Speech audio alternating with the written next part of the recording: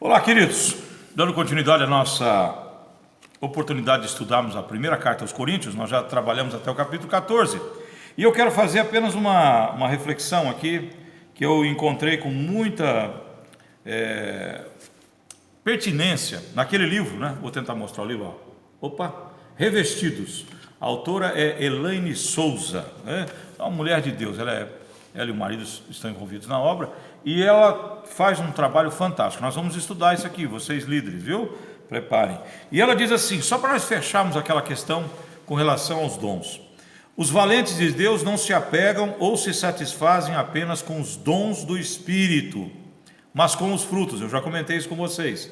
Mesmo porque dom nunca foi, nem nunca será evidência de fidelidade ao Senhor, e sim de fidelidade dele a nós, nos instrumentalizando para a peleja.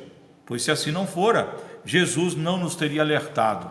Jesus tem um aviso para aqueles que às vezes, usando e usufruindo dos dons, não se preocupam em consertar suas próprias vidas.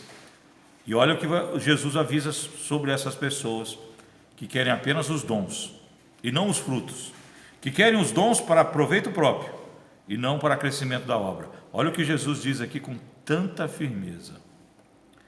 Muitos me dirão naquele dia: Senhor, Senhor, não profetizamos nós em teu nome? Em teu nome não expulsamos demônios e não realizamos muitos milagres? Então eu lhe direi claramente: nunca os conheci. Afastem-se de mim, vocês que praticam o mal. Amém? Isso aqui é uma prova inequívoca de que você ter e participar de ações em que os dons naturais se sobrepõem, os caras curavam, expulsavam demônios. Isso é tudo obra do dom do Espírito Santo. Mas não deram sequência na santificação das suas vidas. E vai chegar no dia do reino eterno do Senhor ser estabelecido para todo sempre. Então no trono branco, eles estarão no trono branco sendo julgados e não recebidos por Cristo. Eles não verão Cristo com alegria dizendo: entra para o gozo do Senhor, mas verão o Cristo juiz dizendo: é por isso que vocês vão para a eternidade distante de Deus. E vão falar: mas eu fiz tudo isso. Portanto, queridos, dons sem fruto não é o projeto de Deus. Amém? Mas vamos entrar aqui no capítulo 15. Capítulo 15 diz o seguinte para mim e para você: ressurreição é fundamental, porque se você não entende, você não compreende, o que nós podemos tirar desse ensino?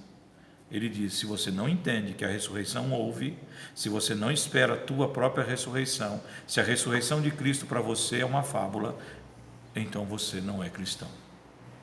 O pastor sempre diz: se você tem medo da morte, é algo para você repensar sobre a sua convicção cristã. Você não crê na ressurreição de Cristo? Você não tem esperança da tua própria ressurreição? Com certeza, querido, então você não é cristão, no máximo um simpatizante. Então temos que pensar sobre isso e compreender. Então ele trabalha todo esse capítulo 15 em relação a essas questões.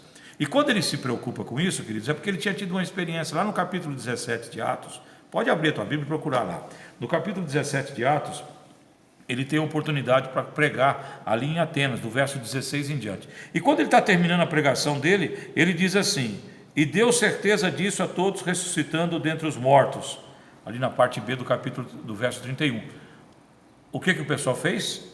Quando ouviram falar de ressurreição de mortos, uns zombaram e outros disseram: Paulo, outro dia nós conversamos sobre isso. Vamos passar desse papo aí, que aqui não cola. Então ele foi tirado de lado. A Bíblia diz que alguns creram, né, daqueles que estavam ali, mas outros então desprezaram, principalmente quando ele chegou no ponto da questão da ressurreição. Ressurreição é algo que entre os de cultura grega eram vistos como uma fábula. Assim como os saduceus, no tempo de Jesus haviam os fariseus e os saduceus, né, entre os grupos religiosos políticos que haviam, porque eles também tinham atividade política. Os saduceus, eles não criam, eles imaginavam que o homem vivia, nascia, crescia, vivia, morria e acabou, né? E faziam parte daqueles que eram os líderes do judaísmo, junto com fariseus e com outros ali. Amém? Então a questão de ressurreição, ela precisa ser trabalhada porque há uma porção séria daquele tempo das pessoas que viviam ali na época de Paulo, que não tinham uma convicção sobre isso. Então ele trabalha com muita ênfase nesse texto e em outros também. Então vamos